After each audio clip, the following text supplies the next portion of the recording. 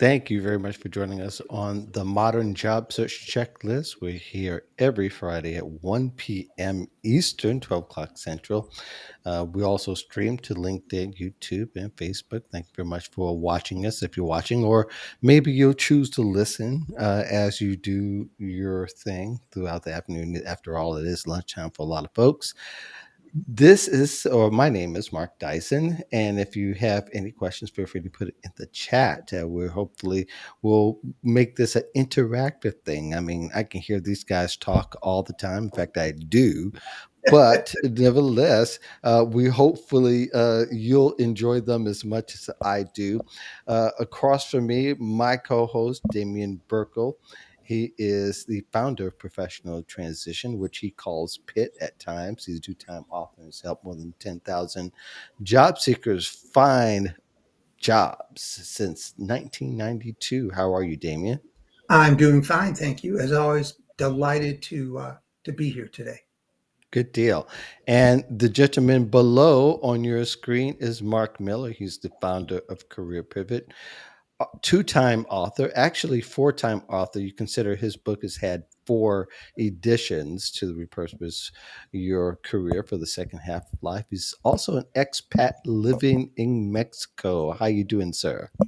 Hola, senor. Hola, mi amigo. I'm Yes. doing well. Good deal. He speaks in tongues, as most of you probably recognize. Uh, we're going to dig into finding the balance during your job search, and we may even veer off a little bit, but you could bring us back if you have questions about your job search and about the way that you may even feel about your job search. We're open to listen.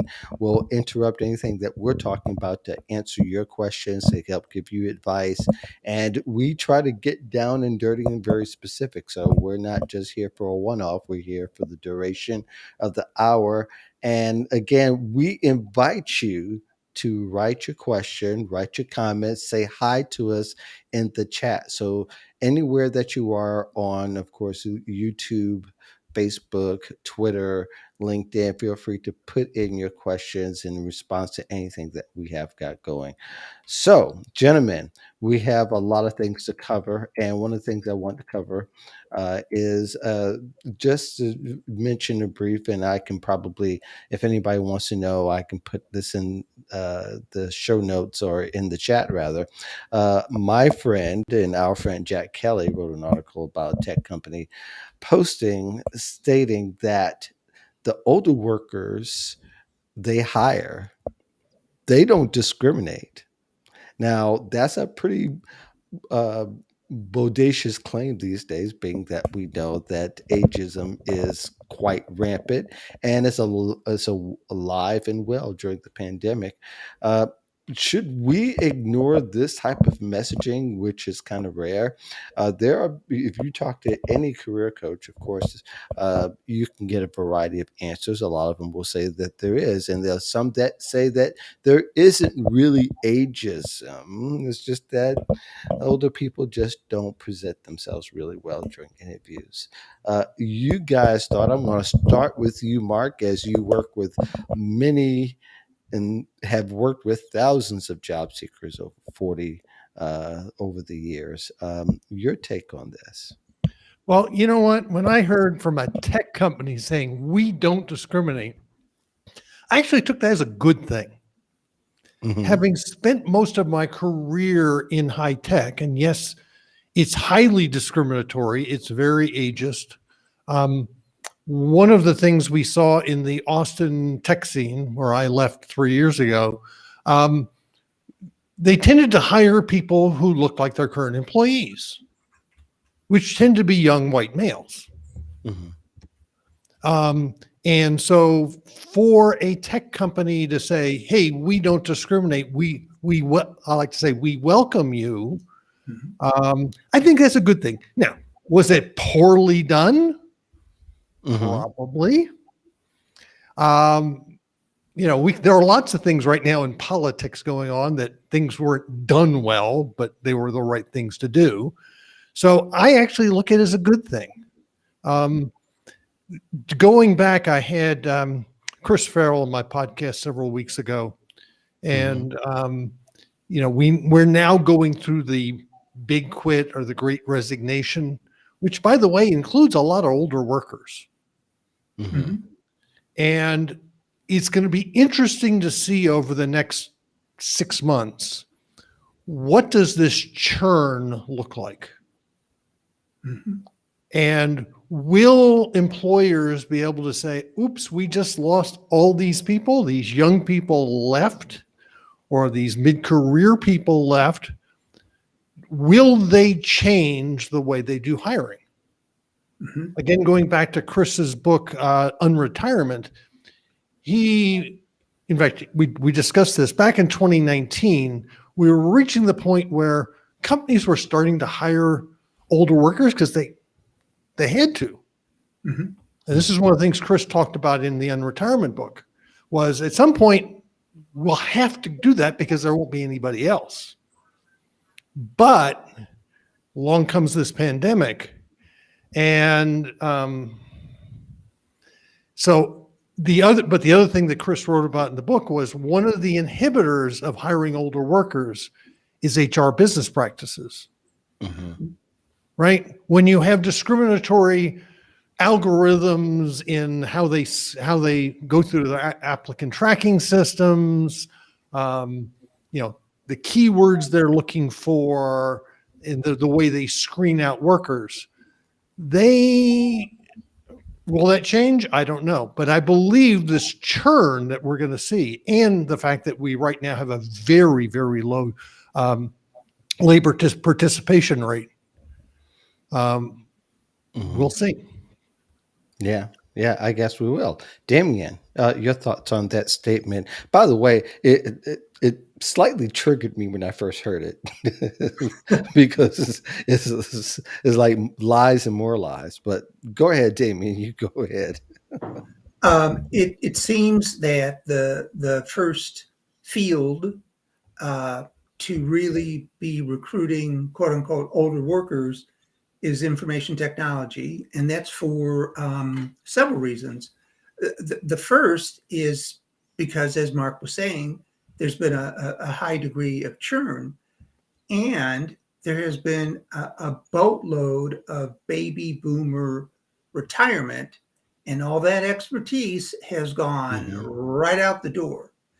And when you have, I think the next one after IT, well, actually, IT in banking, um, because of the fact that with legacy systems, a lot of new people have never been trained on old systems, and old systems are what's running banks. I'll give you an example. Last night at the Professionals in Transition meeting, a person who was retired got a call from a recruiter to work for Volvo, corporate headquarters about 30 miles from here. And he said, Hmm. well, I don't think you understand. I am 65. I just retired. Recruiter said, no, no, age doesn't make any difference at all. We want you for your expertise.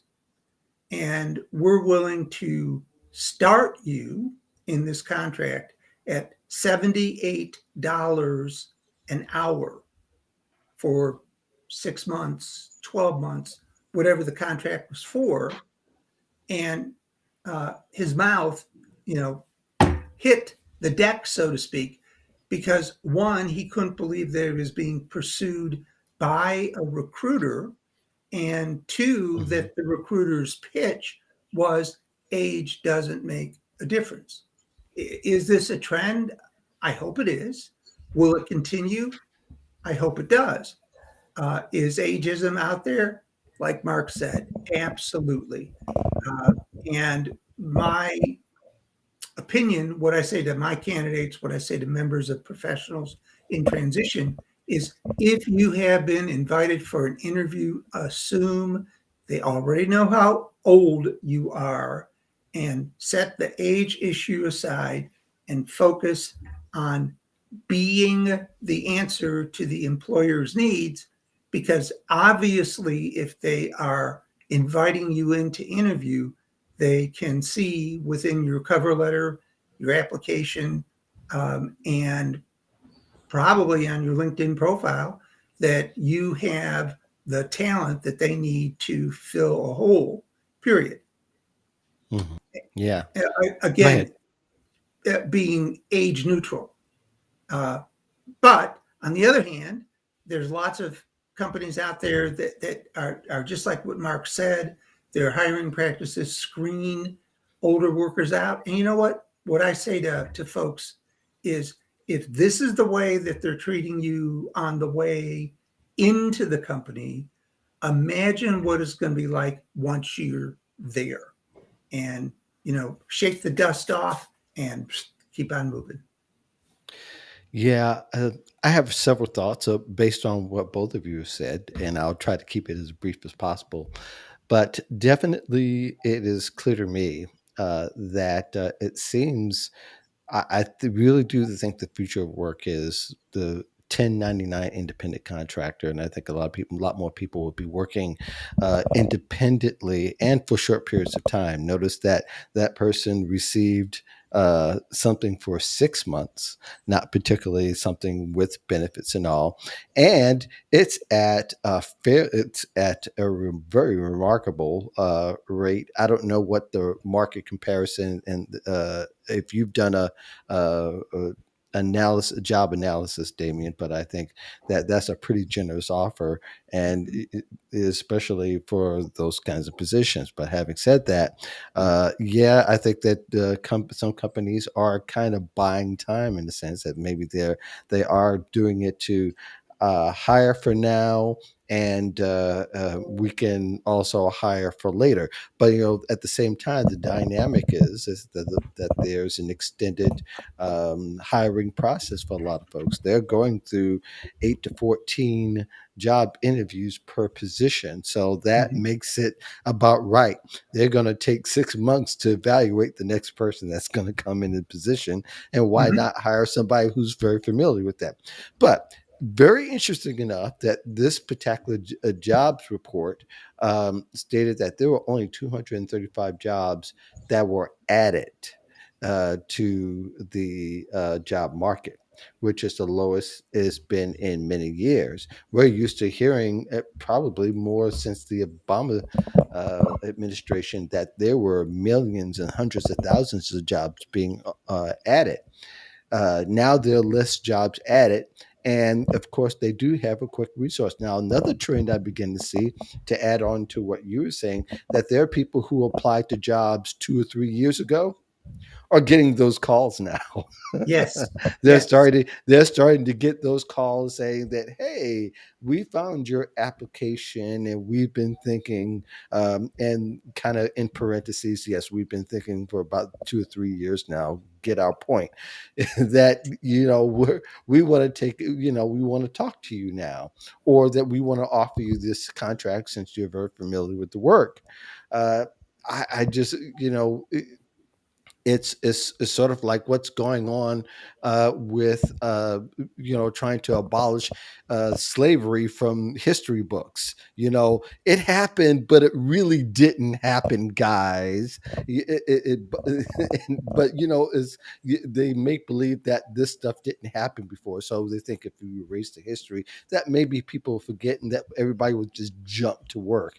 And and rightfully so, there are going to be older people who have now settled into their lives or has decided to turn the corner.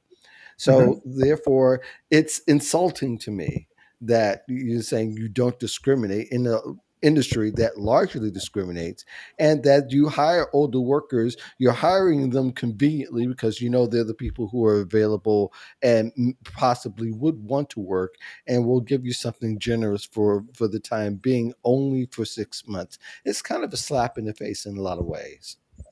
Mark? Well, let me take a slightly different twist on that. Okay. I've been talking to a lot of job club leaders, and one of Hmm. the things we're seeing both in and out of the tech industry, hiring lots and lots of contract workers, Hmm. Mhm. which unfortunately many of us who are, I like to say, in the second half of life, or as I say, I'm follically challenged, Hmm. is we want full-time employment because we want benefits. The Right. reality is there is so much uncertainty in the market today. I mean, just think about it. I went to a July 4th party inside, and we thought most of us were vaccinated. We were free. Mm. And now, well, Mm. I tell you right now, I'm not getting in a metal tube to fly anywhere. Mm. And even though I'm vaccinated, and so one of the things employers, I believe, will continue to hire a lot of contract work until there is certainty. And we Mhm. have never lived in a more uncertain time than now. I mean, the amount of whiplash we have seen, well, it's similar right now. Um, when I was back in Austin back in May, and there are all these signs for help wanted for all the hospitality places, Mhm. right? Sure. And they're going, but we can't find it because people aren't coming out because it's the unemployment insurance. And the answer is nope. That's part of it. But what's the big Very small. problem? Right? The problem is a lot of these people who were in the hospitality, they were out of work. Who'd they go to work? Mhm. Who'd they go to work for? Amazon, Mhm. right? Oh, and hospitality work, let's put it bluntly, it sucks. Yeah. Would you go back? And the answer is no.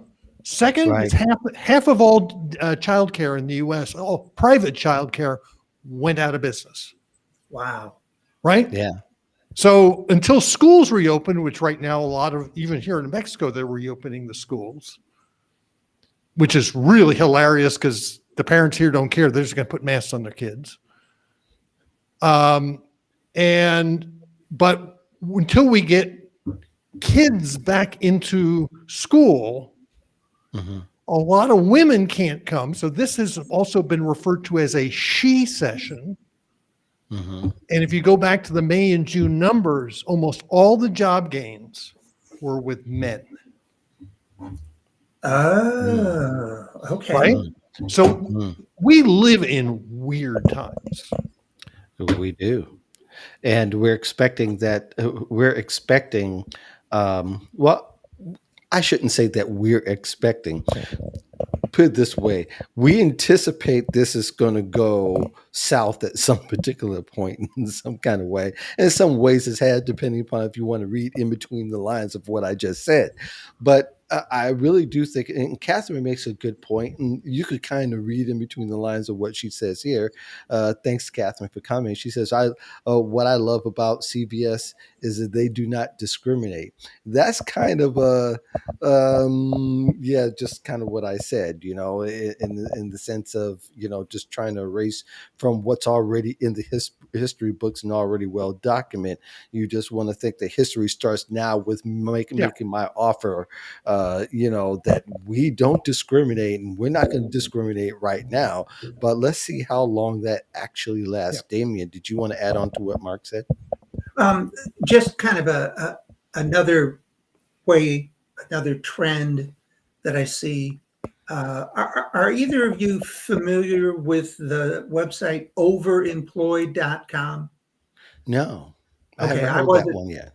Uh, I kind of reviewed it before today, Hmm. and what it is, it's a how to maintain two full-time jobs by working from home. Hmm. And uh, basically, it's a how to maintain two jobs full time at the same time. And I was reading some of their advice, and sadly, it's saying things like, "Don't go out of your way. Try not to be noticed. Be average. Don't talk about your other job." All of these Hmm. things. And my point is that during the pandemic, of if people got used to work from home with one job and needed Hmm. cash flow, and they started another, going back into work is a huge issue because you're working two jobs side by side. and job company A doesn't know about company B, and vice versa. And the way that you're maintaining uh, your momentum, if you will, is by being mediocre. They even Mhm. have a guide to how to set up your LinkedIn profile so that one company doesn't discover the other. My point in this whole thing is just like Mark was talking about um, childcare, which Mhm. is a huge issue, and hospitality. People are finding that if you have a dual income stream, you have more security than you do if you buy into only one company. Now, I myself would not try to do that, but that is an emerging trend that could also be a reason why people aren't going back to work. And I just found that very interesting, and something to tie in kind of as a issue for us to discuss at another time. But Mhm. to me, it's just fascinating. But Yeah. back to you. But I was going to say that I'm just sticking it for my. I think I don't know if either one of you, Mark, you may know Alexandra Levet, but she wrote a book last 2 years ago. I guess it's been 2 years now. It's called Humanity Works: Merging Technologies and People for the Workforce and of the Future. In that book, she states how that it's beginning to happen. What you just described, that people are they can take two full-time remote jobs, work them both fairly easy. And in fact, they're going to, and I believe that in the time that people start to, and I think everybody's going to start to morph into the 1099 aspect as a 1099 employee, independent contractor, that you're going to have two jobs. The cost of insurance is going to be um, unbearable to have without having a second job if you want to have some kind of livelihood. And I think that, Mark, you and I have talked about before in the past how, and that's one of the reasons why where you are, and the idea that the insurance is just out of hand. We have yet to see healthcare break just yet, but I think that day is coming, and it's going to break at the seams, and it's going to be worse than Titanic. Having said that, education is another field, and I think, Damien, you and I have talked about that. That education can't exist on the same it can't same in the same infrastructure that it's been in all these years. I mean, you think about people are paying for the same product over the years, and I don't get this for myself, but having read enough about it, that all makes sense. Those day of reckonings, it kind of peaked this little ugly head last year when the kids were at school, but they were attending school from the dorm room. That brought about a very interesting sight, and perhaps a view of the future. All of that to say that that you know the whole idea that the older worker uh, is going to share part of the misery with everybody else eventually. It's not going to be just an older worker who are just going to get slammed here. Is going to be everybody's going to be duped, because it's going to be impossible to keep up. Uh, the hiring and the layoffs, which are going to come soon enough, at the pace that has come. One season the hiring, next season the laying off. That's going to be a very interesting discussion. So job seekers are going to have to prepare accordingly. And your estimation, Mark, um, your suggestions to older workers as to how to navigate a lot of this that they're hearing and seeing, and perhaps what they're also experiencing. Yeah, I think the key word here that everyone has to embrace is adaptability. Hmm. Mhm. Um, we have seen so much disruption that it's not going away. In fact, I did a talk for a DC Job Club this last week on on disruption, industry, Hmm. and career, and I keep on going. The stuff I talk about, you Mhm. can't make up. No. I mean, the amount of disruption and change.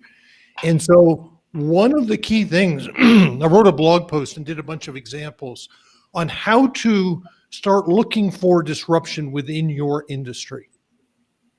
Just simply Ah, getting in and Googling disruption in the furniture industry or disruption in healthcare or disruption and coming up with a set of Google searches. Mhm. mhm. Because what we quickly find is things like, I'll use the example of the furniture industry. Yes. They have moved because of to a lot of CNC machines. It's being automated a lot. Right now, by the way, one of the main reasons why you can't buy that couch right now is because there's no foam. No shortage. Yeah. Well, and yeah, amongst There's a other things. shortage of foam that was caused by the snowpocalypse in Texas in February, right? Mhm. Because most of the foam is made in Texas and in Louisiana. Yeah, And people ordered have been ordering since October in some yes, cases and still waiting for yep. their furniture to come. Yeah. Or things like, the home building, right, is exploding, but the cost of lumber has exploded. But by the way, we have more southern white pine coming on the market. There's the price for southern white pine coming out of the coming being cut down has never been as low. So you're going, Mhm. what the heck? It's because we shut down all these lumber mills in the last 20 years. Mhm, They're very high tech and they're in the middle of nowhere, Mhm. mhm. right? They need high tech employees Right. and in the Right. middle of nowhere, Alabama, right? Mhm. And so one of the things is you have to understand the disruption that's going on in your industry, determine is this permanent or is it temporary? And then start looking at, okay, how do I move? And one of the things I had Glenn Swike on my podcast early this year. He's an executive recruiter out of Atlanta, and I had him talk about how to switch industries. And he Mhm. said, at this point in time, if you need to switch industries, you need to sell yourself based on your ability to deal with disruption, Mhm. because Good point. everybody is Mhm. doing that. Everyone Right. is being disrupted. Mhm. So, and he gave some really good examples, but I went back and look at my career in high tech, and all I've done is work with disruptive technologies. Mhm. Mhm. And so, okay, and then on top of that, do you need to reskill? Do you need to upskill? Mhm. I had Fawn Germer on my podcast who had the book Coming Back, and Mhm. she has the term experience is dead, relevancy is king. In other words, you may have all this experience, Mhm. but is it relevant anymore? Yeah. Yeah. Right. And that's one of the things you have to determine. You have to get real honest with yourself. And as we all know, we all talk about lifelong learners. Mhm. You need to embrace that. Mm. Mhm.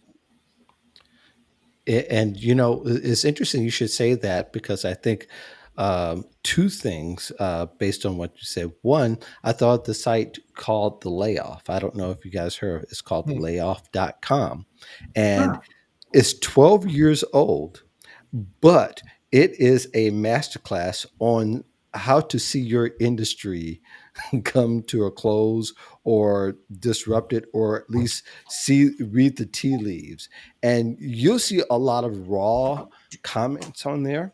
And I use mhm. raw to describe, people don't have some filter, but you'll be thankful that they don't have the filter because you really get to see how people really feel Feel. and how Yes. they see things coming.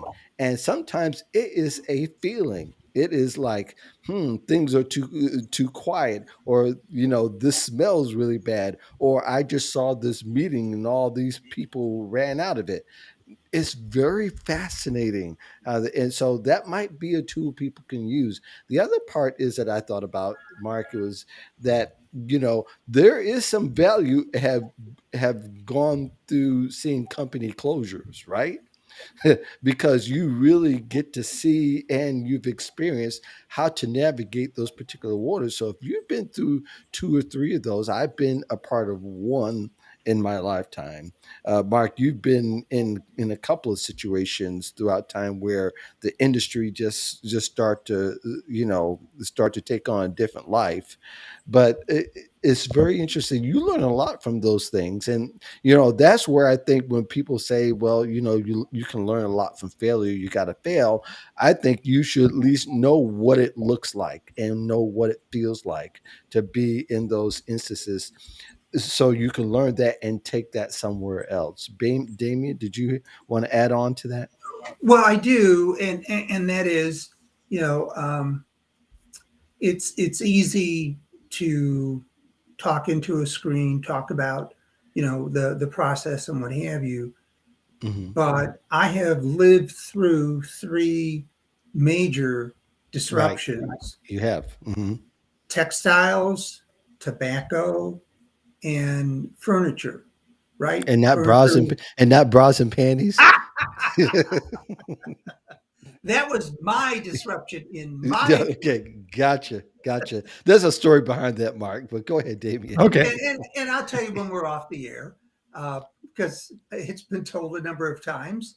The point being transferable skills, but sometimes when it comes to massive disruption, you end up with a pool of people who have spent their entire life doing nothing but running a hosiery machine, or you have an entire factory or complex, in this case, hundreds of people, maybe thousands of people running around the clock, and all of a sudden, poof, most of it goes up north to a north of the city, Mhm. and it's a robotic uh, plant.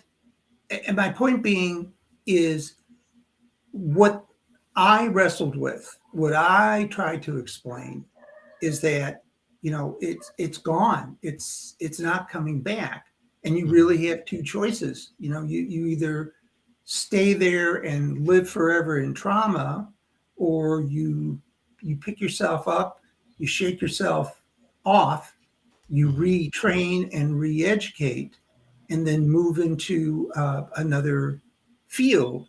And some people really thrived, and others crashed and burned. And I'm glad there's a site like layoff.com, because what people are saying on the internet, I hear at the support group meetings every week.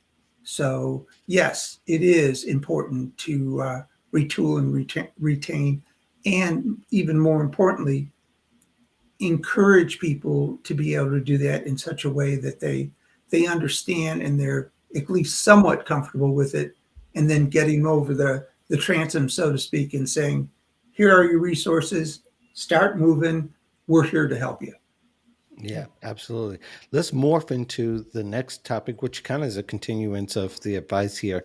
So, the best way, and you could fill in the blank here, for older workers, and we put them in two categories: 40 and 50, and 50 plus. We won't lump all the 40-year-olds with the 50-year-olds, but to get back into the workforce after being out a year. You're fill in the blank. The best way for them to get back into the workforce is blank. Mark, go ahead. Networking. Mhm. It Hmm. is your network that will get you back. Hmm. And one of the things is start reaching out to those people who you haven't even seen in 10, 15, 20 years. And I quote Carol Fishman Cohen, who has I Relaunch. Hmm. She has a term called your reputation is frozen in time. And what that means is people who knew you 10, 15 years ago thought highly of you. You haven't talked with them in 15 years, but they remember how you were. In other words, your reputation. Mm-hmm. And so it's a matter of getting out there, and it has never been a better time to go network, because just pick up the phone and call people. We have been so isolated. I mean, particularly during the lockdown, I was just picking up the phone, just calling people and going, how you doing? Mm-hmm. Right? It's nothing about looking for a job. It's nothing. Another good example is my buddy Tom Singer, who Tom was the last dozen years was a full-time public speaker. He primarily spoke at association events. His second quarter of 2020 was going to be his best quarter ever, and it all disappeared in 3 days in February. Whew. Boom. Now, he could have curled up like a little ball and said, woe is me. What I like, I've had Tom on my podcast twice in the last year talking about this. He said, I'm going to talk to one smart person every day. Can I talk to you?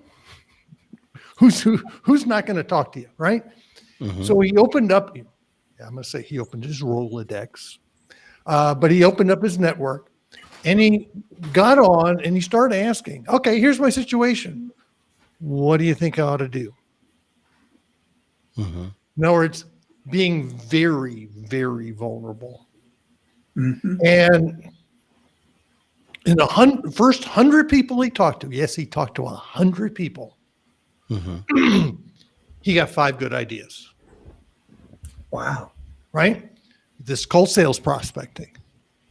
Right? So a lot of people said, I don't know what you can do. I don't know.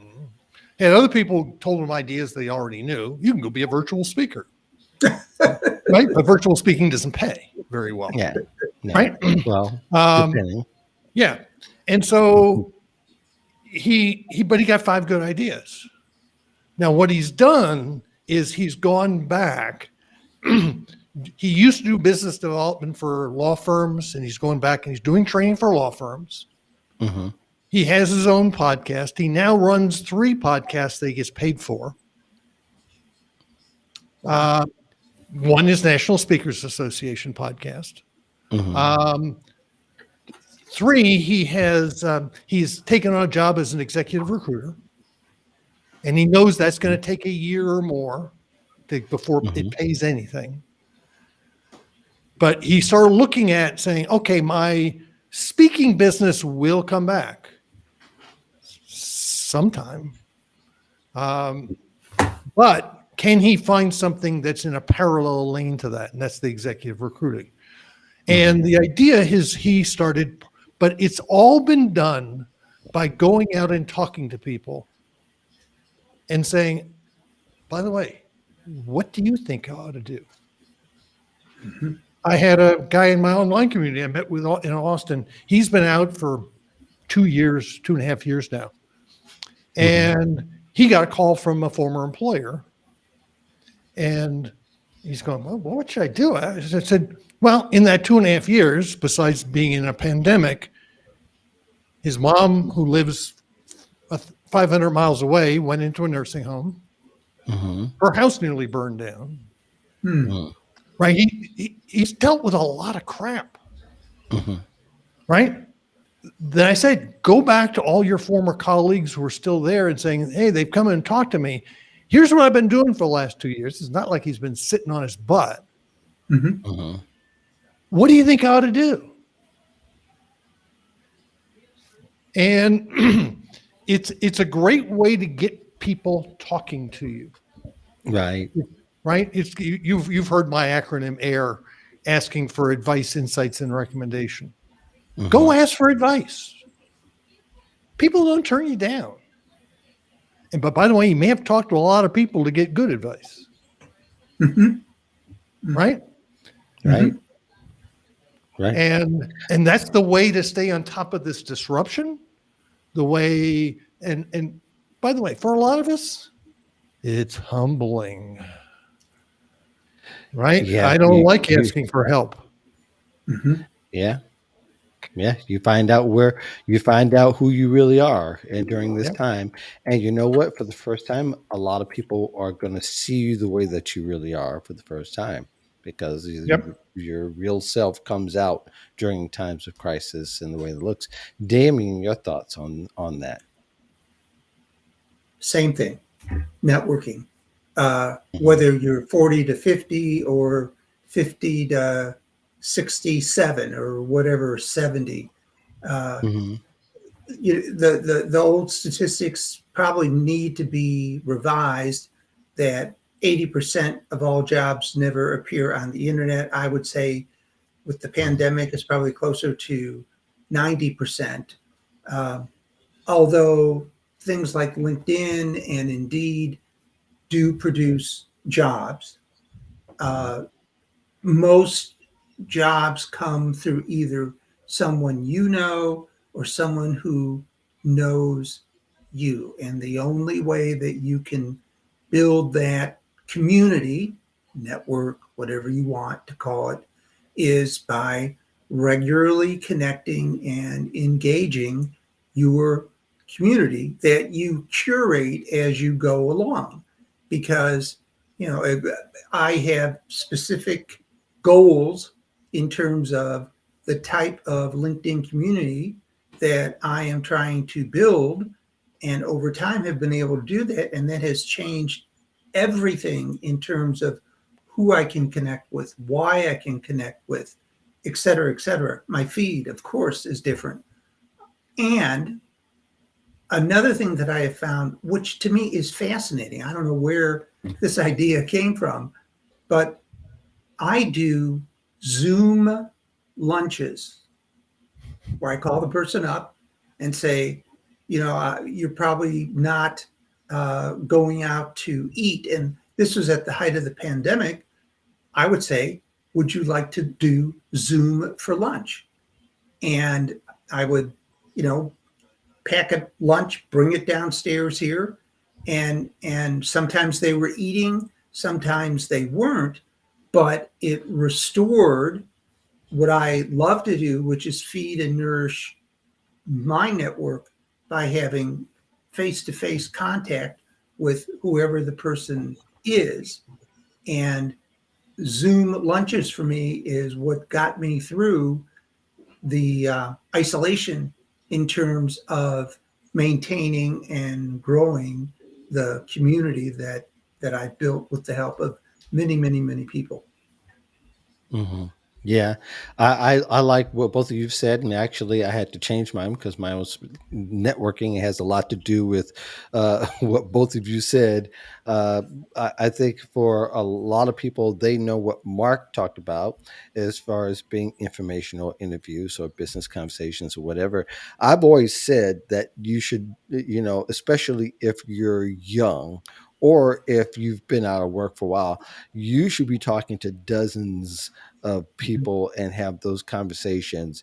And you're not going to get where you think you're going to go by just having five or six of them, because that's not going to be enough intel for you to make a good judgment and to create a good strategy around it. Because the advice that I gave 3 weeks a month ago is a little outdated now because the paradigm has shifted a little bit.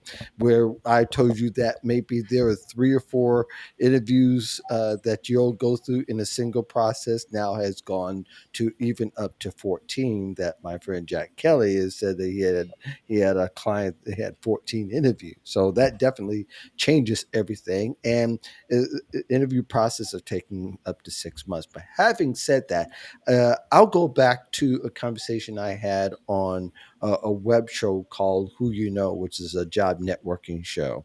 And they had a fairly large audience. And the analogy came up, I think, is just perfect. You have to treat your career like an appreciating building.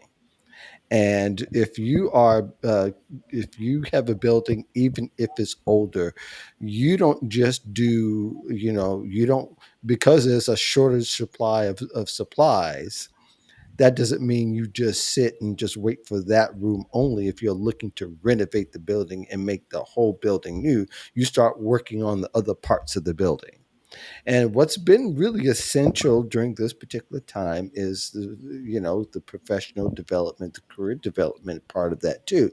Is that, Mhm. yes, you could talk to a lot of people, but if you haven't learned anything, then you got to kind of start over, or hope that maybe things have stayed the same in the industry of your choice. But in all industries, as most people have found out while they're interviewing around, that they're asking you the question, are you what have you been doing since the pandemic? And I Right. hope in Right. return that people are also asking the company question, what did you do during the pandemic? And but there needs to be that exchange of ideas. But anyway, back to the building analogy, is that you are continually working on that building, and the parts that you can't rebuild, you work on the parts that you can rebuild until Mhm. you're able to have what you need to build the parts that are the hardest. Now, you don't always look for the cheapest materials, because if you do, then you may not have a solid product. Some of the quality materials you're going to need is going to cost some money. So for all the people, I appreciate the people who are going to YouTube and listening to podcasts, but they have a return that may not be substantive enough for people to really get them going. It's a great place to start, the free stuff, but I think there's stuff that you have to kind of understand you're going to have to pay to get a good return for. So it doesn't necessarily mean a college class. It doesn't also mean that you get the certificate for $9.50. You got to look at what the market value is, get the suggestions by networking, and find out what's gonna work for you. So I think when people do that, there's not going to be one thing. I asked you guys for one thing, but there's going to be several things that people are going to do. But you get those where you get that bank of ideas are going to be from other people. Mhm. Did you guys want to add on to anything, or layer onto what you've already said, Mark? Yeah. One of the issues, the older you are, and by the way, I'm 65, the more likely that your network has aged out, Mm, i.e., people who pulled you along in your career are no longer in power, um, or have retired, or they're dead. mhm. And one of the things that's very often, we tend to age segregate. We've Yes, we do. always, right? We age Hmm. segregate. We tend to associate with people who look, taste, and smell like us. Um, and one of the things is learning purposely start networking down. Hmm. Mhm. So one of the things a couple of years ago, I talked at Launchpad, my job club back in Austin, when I was back there. And I said, okay, how many of folks, are 50, 60 people in the room? This is pre-pandemic. How many of you network with someone under 30? And like 3 hands went up. Well, they're discriminatory. I said, how do you know? It's Hmm. just like, you don't want them looking at you and saying, well, he's old or she's old. She must not be technologically literate. Hmm. By the way, they were all ageist. So one of the things is to start looking at, how do I network down? One of the ways to stop ageism is to even to eliminate our own ageist behaviors, Hmm. because we're is very often we're ageist against the young folks. And well, I use Ashton Applewhite. Have you ever said, "Well, I just had a senior moment"? Right? The Hmm. young 16-year-old, when she can't find her keys, doesn't say, "Oh, I just had a junior moment." Right? But it's start networking with people who are younger than you, understand them, understand how to relate to them. Because I had this problem at my last tech startup. Hmm. I could really relate to the young guys, I had a real challenge with the young women. Mm, And fortunately, most of the folks I dealt with were my young IT staff. mhm, And because I had a son who was in approximately their age, I knew how to pick on them, but then also how to sing their praise to their boss. mhm.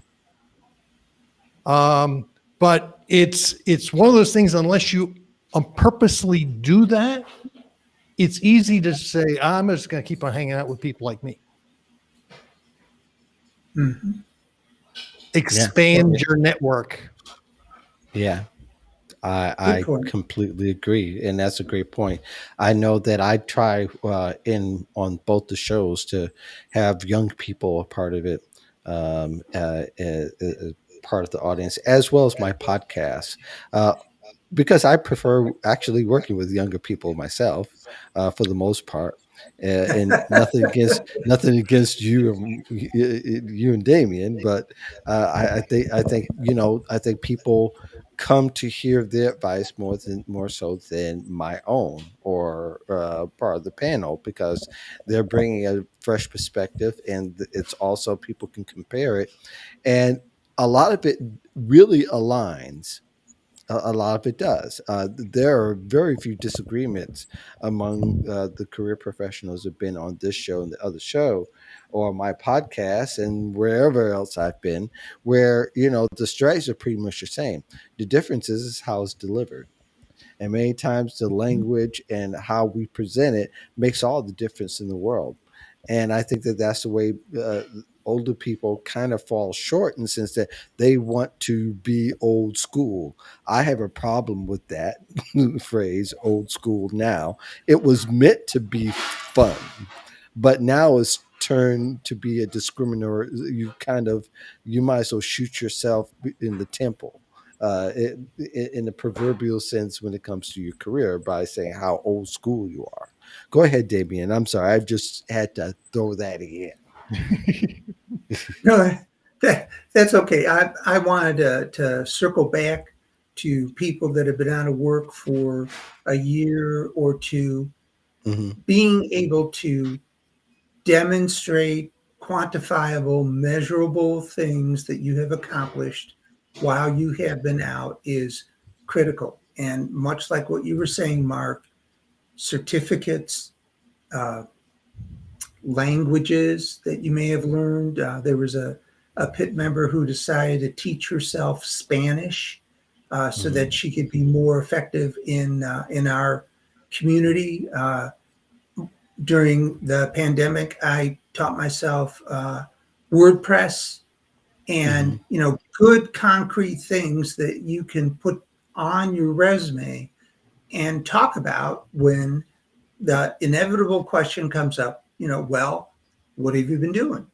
And Hmm. if you mention, first, if you document it, of course, on your LinkedIn profile, maybe the bottom of your resume, if you have room, and can relate when you are being interviewed, then the impression that you give is, yeah, I get it. I understand.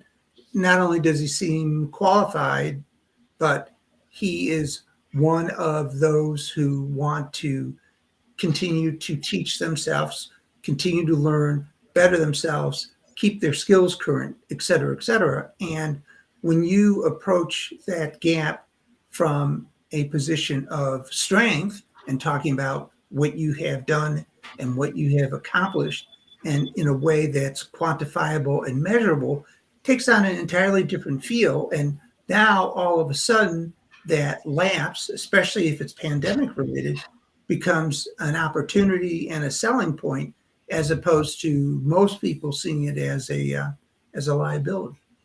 Yeah, yeah.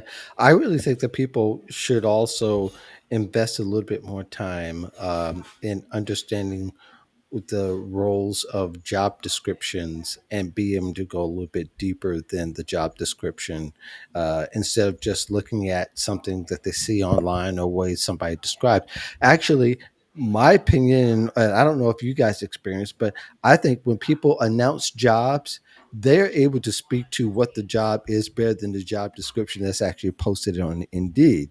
That I find it very interesting, and to be able to talk to a human being during that, if you see a job description that you like, that would even be the next step before you even apply for the job, so that you'll understand not just what the job entails with it, but you understand the culture and what it's like to work with the people that actually would with the team of the people that work on the job and who they work with on a regular basis. That's important intel. And I think people, they put that to the side and thinking that just applying to a job. No, no, you need to know as much as you can about the culture, people, and the work as possible before you apply.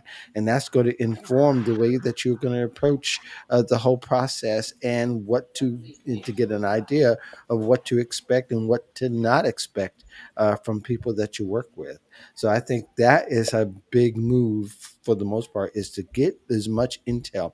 A lot of people they look to our shows, the podcasts and live casts and blogs and things, because they're looking for new toys to work with, when really networking is something, and maybe a few other strategies where if you've gone deeper into it, you'll find that that's where the sweet spot is. Just don't talk to one person who might refer you. Talk to 5 or 6 people in that company, or 12 people in that industry that can give you deeper information, as you're able to handle them, that you're able to make some sense of.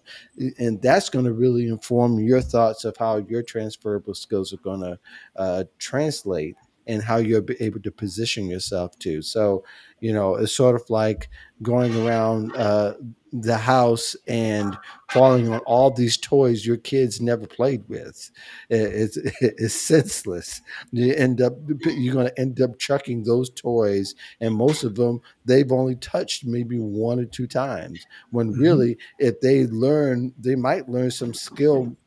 More chance to learn a skill if they play that toy more than the other. At least they learn that one toy more deeply, and be able to, come to some understanding, and also build a relationship with what you're building. That makes a huge difference. But we don't have time to go into Mark Dyson's class on transferable skills 102. We're coming to the top of the hour. Mark, thank you very much for joining us. Is there any event that you want the people to know about, to join, or they should know about you? Well, the key thing is go to my website, careerpivot.com, sign up for the Career Insights email. You will find my podcast, which I've got a number of very interesting guests coming up. Hmm. I've got a number of folks who will be on my podcast who come out of my online community who have successfully launched Encore Careers, Hmm. and they're all very different. They all took very different paths, Hmm. and the key piece I want everyone to is you have to find your own path. A lot of us have been disrupted, and the path out will probably for you will be unique. But what that means is you got to get out there and explore and try stuff. Hmm. Mhm. So, Great. yep, I'm doing my planning for 2022, and I'm gonna be making some changes in my survey out there, which is careerpivot.com/survey 2021. Um, if you're a listener to my podcast or my blog, please take my survey. Good deal. Thanks a lot, Mark, again for coming on all the way from Mexico. See, And we'll be talking soon. Damien, what you got coming up? Yeah. First, Mark, thank you. Fascinating. Absolutely fascinating. Your knowledge of job searching is very wide, and it's also very deep. And it's been a pleasure to have you, and thank you.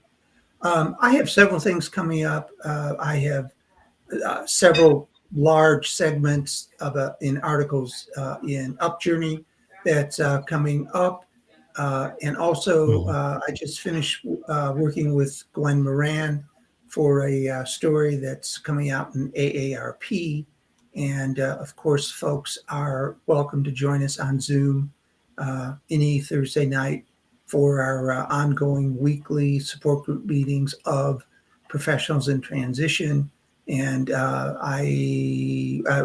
it's not on the screen, but it's real easy to remember. Our website is jobsearching.org.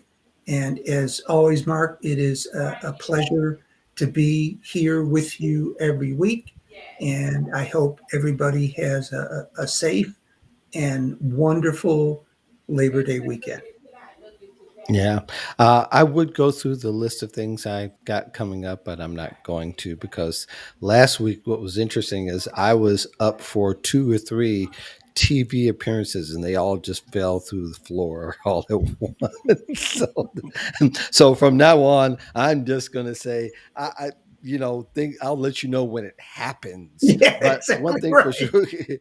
sure, but usually it's Wednesdays at 1 p.m. Job Seeker Nation, of course, with my friend Jack Kelly. Next week, next Friday at 1 p.m., our friend Hannah Morgan's going to be joining us for the first time on this show. So, for those of you who are watching, you don't want to miss that because Hannah is a straight shooter, uh, no chaser. She's going to give it to you straight, and she always has a very unique and fun perspective on the job search. Thank the rest of you who joined us. Those of you who joined us or just watched us from chat this week, you just saw three old guys talking, which I'm sure is something that everybody wants to wants to Hey, hear. I represent that remark. Yeah, right. But anyway, you rest of you have a great weekend. It's going to be a long weekend, buddy. It's a holiday. You guys stay safe. For those of you who are celebrating Labor Day in the States, and those of you who are abroad who are not, just think of us and wish us well. As everybody I know is going through this second or the second major trial of COVID that we're facing here in the States. This Delta variant is definitely impacting Chicago, seemingly is increasing more and more each day. So I just want to wish everyone well, stay safe, and you all have a great day.